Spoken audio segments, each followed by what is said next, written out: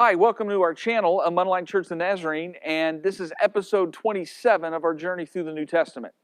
You may see that we have a little different background. Well, this is actually the second time we've recorded this today. The first time we did, and the sound just wasn't right. So we just didn't want to set up all the lights and stuff, so we went to a different location and decided we'd do this in a little different place. But anyway, this is our episode on the book of Hebrews. Hebrews is not really a small book. It's not like as big as Romans. And it's one that tends to be underappreciated in the church. Now, historically, through a lot of the last 2 centuries, it was one of the 13 books that a lot of people said were written by Paul. In the last 200-300 years, that understanding has completely broken down. And now if you ask, it's almost universally accepted that Paul did not write the book of Hebrews. There's a lot of reasons for that. First of all, the language is just far different than anything Paul would have done. Also, the author says in chapter 2 that they were not an eyewitness to the life of Christ. Paul claims that he was an eyewitness to Jesus Christ. And so Paul would have never said that. And so the language is different. Paul tends to write in this cascade of thoughts. He gets sidetracked. But Hebrews is very, very well written. It's organized. It's probably the best, most polished Greek in the entire New Testament. Which has led some people to make some suggestions on who they think wrote it. Luke is one name that keeps coming up. Priscilla, who Paul lived with or in Corinth for 18 months. Barnabas, which makes some sense. But if there's a leading candidate now, it would be Apollos. We don't know much about Apollos. He's mentioned in 1 Corinthians, when Paul says that his speaking, he's not as near as impressive as Apollos is. And certainly the Greek and the writing is very impressive in Hebrews, so a lot of people think maybe Hebrews was written by Apollos, but we just don't know. It was written in the form of a sermon, so it's more written to be heard instead of read.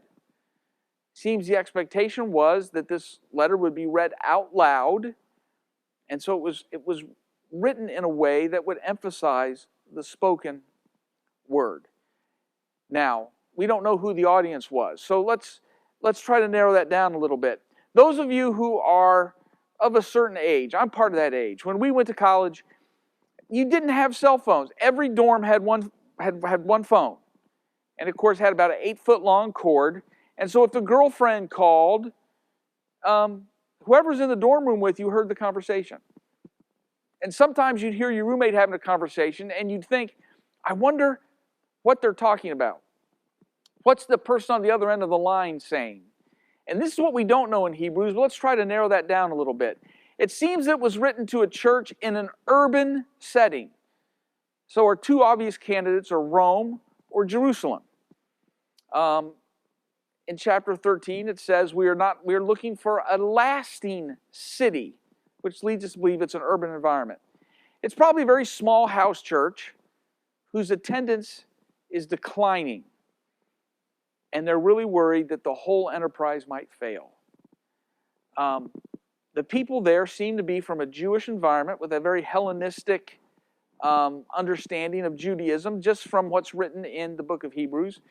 And these people were brought to Christ by people who were originally eyewitnesses.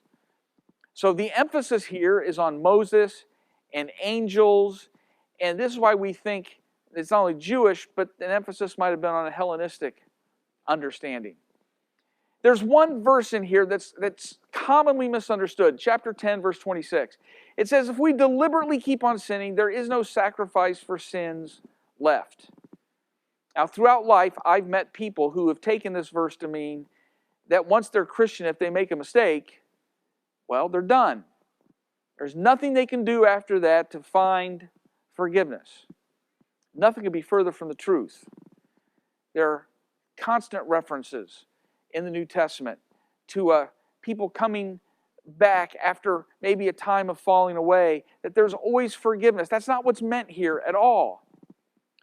We think that whoever this was written to were not only probably Jewish, but they were in training to be leaders of the church, had a Jewish background, and now something really earth-shaking has happened. If it's Rome, there's great persecution under Nero.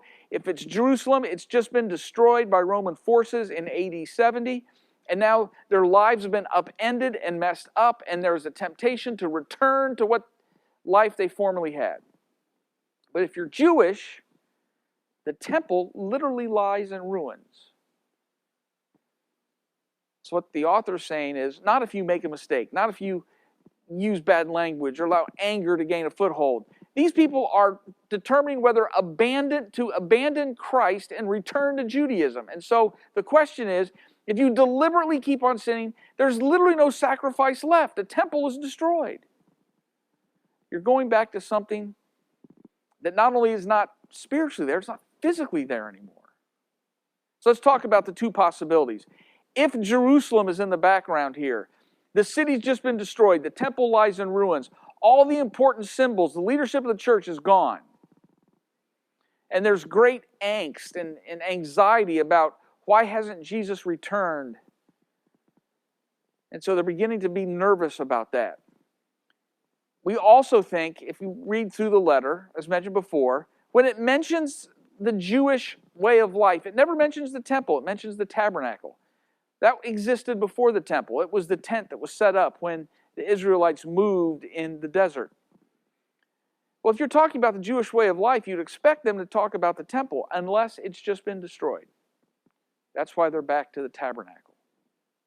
So if that's the case, Hebrews was probably written in the 70s, in the immediate aftermath of the fall of Jerusalem. Let's talk about Rome. If this is a letter to Jewish believers in Rome, well, maybe they were forced to flee Rome because Nero is in charge and there's a great persecution. And they're feeling distanced from their hometown, distanced from their family and friends, and everything's up in the air. We do know that Hebrews was copied or quoted by 1 Clement. He wrote in the very early 2nd century. If this is about Rome, if Nero's in the background, Hebrews might have been written as early as the late 60s. So those are our two possibilities. In either way, persecution's present, whether Jerusalem was destroyed or Nero's in charge in Rome. But those are two possibilities for the content of Hebrews. Let's do a brief outline. Hebrews follows a very Old Testament outline. 2nd chapter, Jesus is crowned. Was crowned Lord. So if Jesus is Lord, you have a certain amount of things in life you don't need to worry about. And by the way, He's crowned today. That flows from Psalm chapter 95. That's chapter 3 in the early part of chapter 4.